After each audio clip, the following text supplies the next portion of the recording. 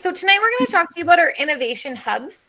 And these are locations where we're really encouraging our students to have a location to work on their communication, their collaboration skills, their critical thinking, and creativity, because they're important roles and tools that students need to develop to spark innovation in their learning. Research has shown that hands-on materials and technologies play a fundamental role in students' comprehension of a variety of concepts. So we believe that all students deserve the opportunity to invent, craft, create, and innovate, to be able to form a deep, durable, and significant learning experience, something that they can hold on to and claim as their own. So researchers predict that 65% of today's grade school students will hold jobs that don't yet exist. We are currently preparing students for jobs that don't yet exist. Think about this. Using technologies that haven't been invented in order to solve problems that we don't even know are problems yet. So we, as an education system, how can we prepare our students for their futures? That if in 10 years from now, we have to prepare them for problems that aren't even prepared to solve yet. So we have to be creative in our preparation. So this brings in our philosophy of new pedagogies for deep learning. So our innovation hubs really promote these fundamental concepts that our students are able to develop new pedagogies for learning, as well as being able to create learning partnerships. This includes their school, their classroom, as well as their community, their parents, family members, to be able to make connections from inside the school building to everything that surrounds them outside of that school. We also hope that we're developing digital learners. As we can see over the last 10 years, just how influential technology has become. Even more than 10 years, how it continues to evolve. We want our students to be prepared on how to properly use technology and to be prepared for the digital world outside of a school setting. And we also want to be able to create a learning environment that encourages our students to take risks, to be creative, to be who they are and kind of find who they are in their own education. And this also touches on what we refer to as the 6 C's. They're concepts that we hope to and strive to develop amongst our students. So that's collaboration, critical thinking, creativity, their citizenship, how to be a good citizen, their communication skills, their character development, all while touching the curriculum framework that we are also covering in our schools. Next, these innovation hubs also are a great opportunity to work on our coding skills. So I'm not sure if everyone is aware, however, the new Ontario curriculum has included coding for all grade levels. So it's something that we need to be able to integrate in our students' learning, and these hubs create these occasions.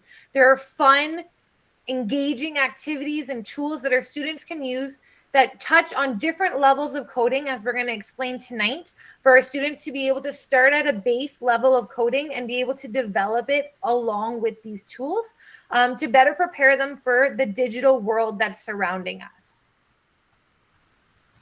So where did we start from? So if you can imagine, about over 10 years ago, we had obsolete computers, and we thought, what do we do with these computers? Do we buy new ones that with the same model, the same idea, desktops, or do we think of something different to do with our computer rooms that we had? And so we asked ourselves some questions, and the following are some of the questions that we asked. For example, does the existing space meet the needs of our students? And so this is where that question of, well, what are the needs of our students coming and for the future? And quite frankly, we weren't sure that those desktop computers were meeting the needs of our students. Is the use of the space maximized? And no, it was not. So how can we prepare our students to be responsible citizens? This is something that we need to be responsible in our schools. We need to take responsibility of in our schools. And so that's where the NPDL comes in that Haley had just mentioned. And then finally, how can we re-engage our students? And so NPDL, and along with technology, that's where we thought that we would re-engage our students. And that the outcome of all of this, it was a new vision, which is our hubs, which is our technology hubs that we came up with. And so this is the computer rooms before and after. So on the left, you can see that our computers are side by side. And so you can imagine each student is sitting one next to another, singly focused on one application. And then maybe they're talking to each other, but they're not working together per se. And then on the right, you can imagine that they're working on projects together, they're talking, they're communicating, they're problem solving. So there's a lot of problem solving that's going on here.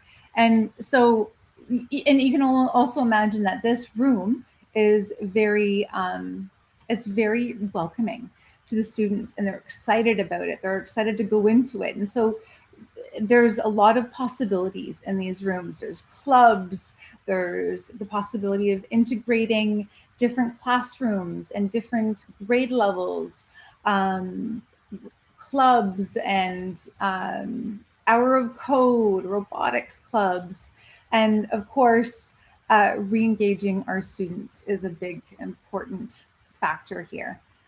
So next, I'll pass the baton to Kelly. So we have our innovation hubs, and then we also offer mobile innovation hubs. So it depends really on where our schools are with their physical capabilities to be able to have that room, or to be able to just have all of the resources and tools that we offer in these innovation centers, but we offer them also in a mobile setting where teachers can reserve the tools and be able to integrate them in their own classroom instead of being able to bring our students to a specific room.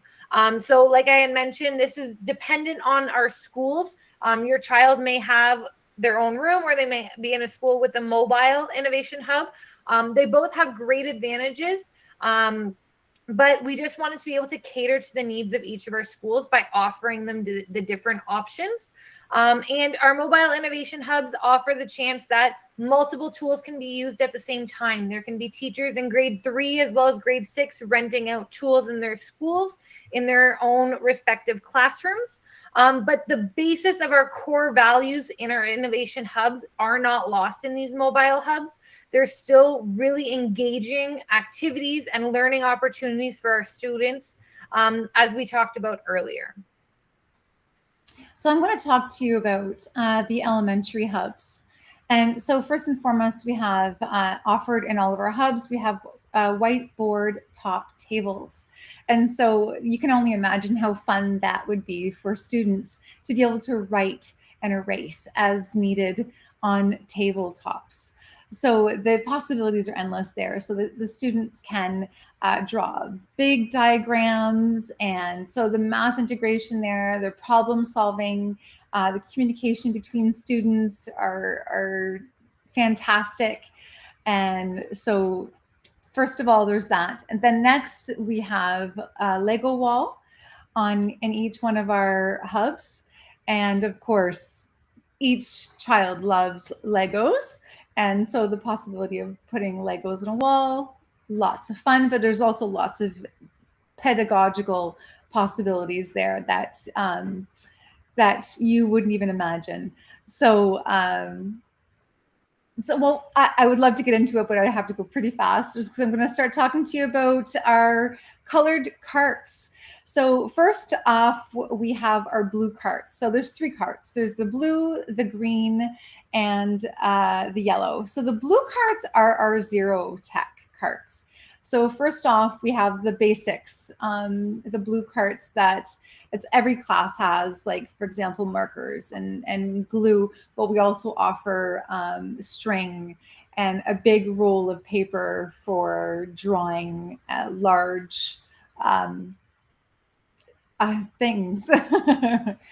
And then with that zero tech along with that zero tech cart, we also have Legos. So a bin of Legos that go along with the wall or on tabletops.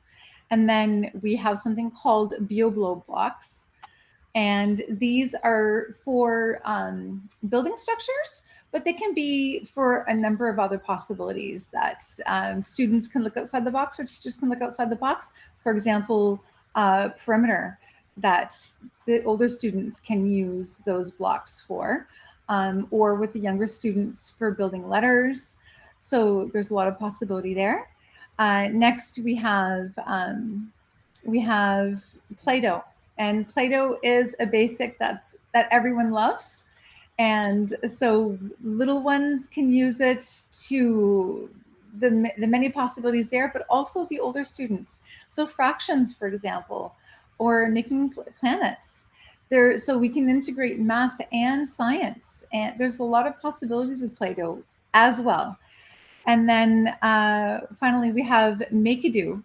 And this is it's a system it allows students to build structures with cardboard, so they can actually build and have structures move with these tools.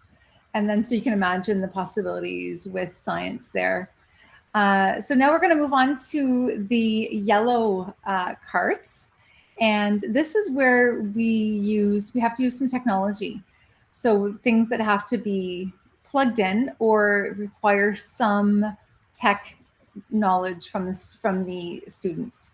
So iPads are what allow our students to use the apps that are required to run some of the tools that I'll be showing you after this slide. So we'll have, following this slide, we have the green screen. So we have there's an application that allows the students to take pictures or video that allows students to either tell a story, to change the backdrop, or to add an image in front of them. So you can see some examples there where they might be able to tell a story or integrate some kind of like social studies or science or language skills. So and that's for all grades. Then we have the BBot, and that's for maternelle to première année, so to grade 1. So this is for coding. And so the BBot actually, it's a robot that needs to be, you need to press buttons to have it move in directions. So that's what coding is. And then next is the Lego WeDo, and that requires students to build structures with Lego. And then the students need to code that structure using an application with the iPad to give it some direction. So there's a lot that's required. If you can just imagine the little bit more knowledge that's required from the students. So that's grade 2 and up. So the students need a little bit more knowledge there. And then Ozobots, it's the same kind of little robot. And then you would need to draw a line, and then it's a little robot that moves along that line that's drawn. And then you can just imagine the activities that are used here, and that's anything from maternelle to grade 6. So the students can move along the digestive system, and then or travel the world.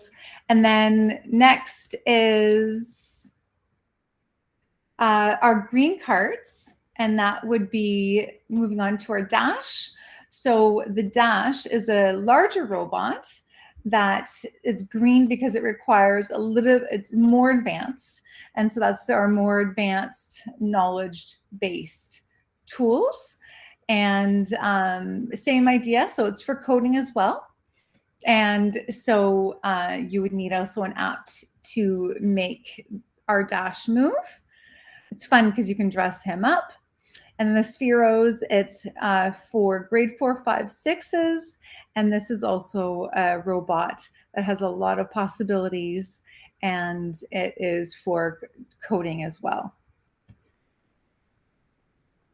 And then finally, the Makey Makeys is not a robot, but it's also a form of coding that's done through circuit boards. And you can code these circuits by giving them sounds, for example, by giving them instructions in different ways that's not a robot per se. And then that's for the elementary hubs. So then I'm just going to give Haley the baton now. All right. So our innovation hubs for our elementary levels are pretty standardized, where our hubs for our secondary levels are a little bit different. The tools are ordered based on the needs of the schools. This touches also on their MSS programs.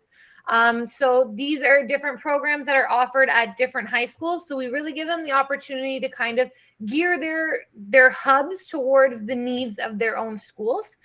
So the first tool that we're going to go over is GoPro, which you guys very well could be aware of how GoPros are used. You might have a GoPro, you might take it on vacation, but it's a really cool way to look at how GoPro could be integrated in schools. For the students to be able to wear the GoPros while doing hands-on activities. So not only can the student reflect on their entire process, but the teacher can also view the process that the student went through.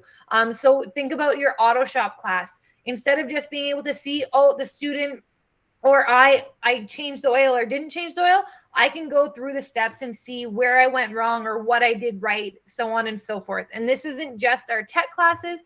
We can use it in our art class. We can use it in our science classes to be able to gauge the entire process.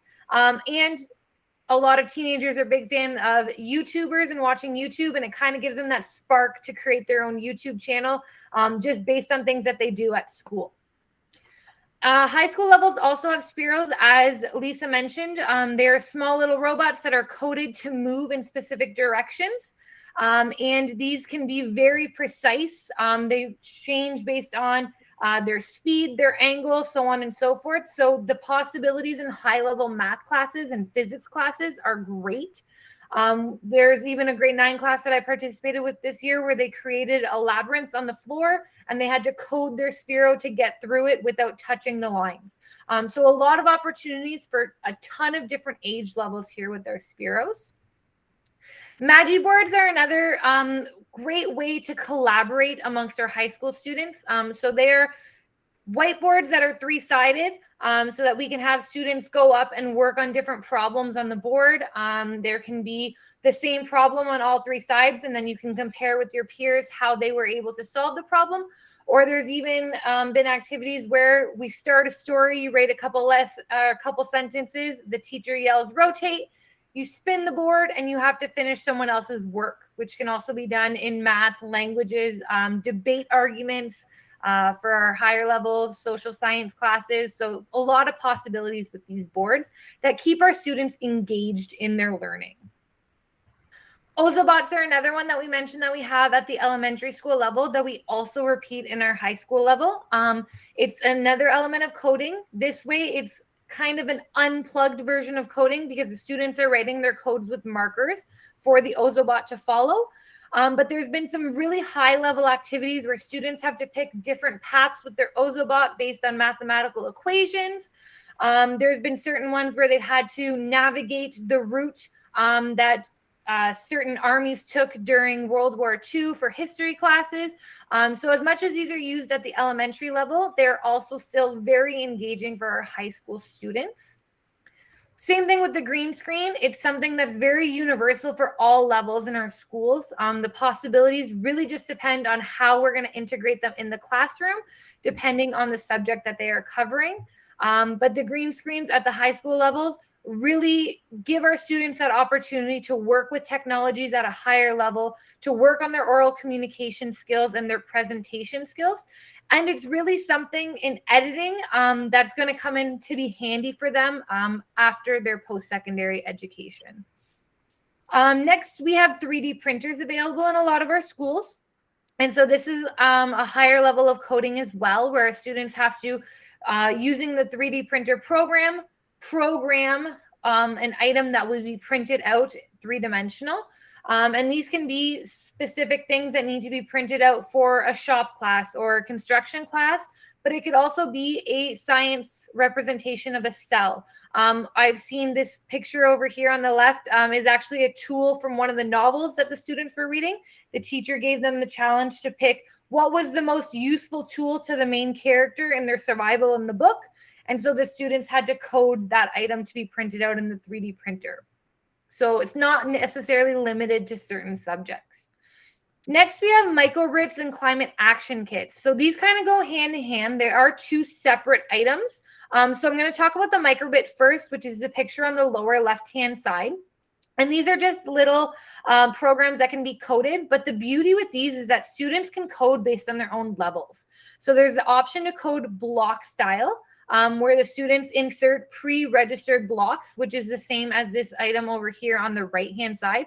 But for students that are a little more advanced, they can actually go and choose specific coding languages and start applying those codes when they're making it. So they're learning different levels of coding. So the beauty with these is the teacher can do the same activity with their class, and the students can choose which level of coding they're at and kind of continue to build their skill level. And this is tied in with the climate action kits that are really well centered around a lot of science activities. So we can see over here on the top left-hand side, the students had coded for this plant to be watered on certain intervals. So there's just interesting activities that are included in these climate action kits. Lastly, we have iPads. So these are something that are really a necessity to be able to run a lot of our other tools. But WeVideo is a subscription-based program where students are given the opportunity to edit the videos that they accumulate, whether it's with the green screen or with their GoPro or just filming it with their iPad or phones, to be able to make those videos a little bit more concrete and submit them as an actual presentation or an actual video to their teacher. So again, we're working on communication skills, but we're also using a lot of digital resources that are going to help our students in life outside of school. So this is our website that we built for teachers. And so on this website, we've included some activities for teachers and there's our website. And so it is open to everyone, but just know that it is geared towards teachers. And so it does include lesson plans. It does include our lesson plans with our tools that we just talked about. And it does include videos and explanations and ideas and how to use our tools. And it's just very, very, it's a lot. There's a lot of information there, but it is something that you're welcome to explore if you'd like to. And there's also the subjects there you can either explore it by tool or by subject.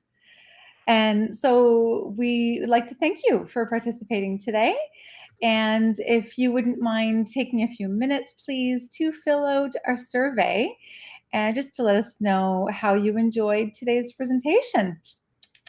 And if you have any questions.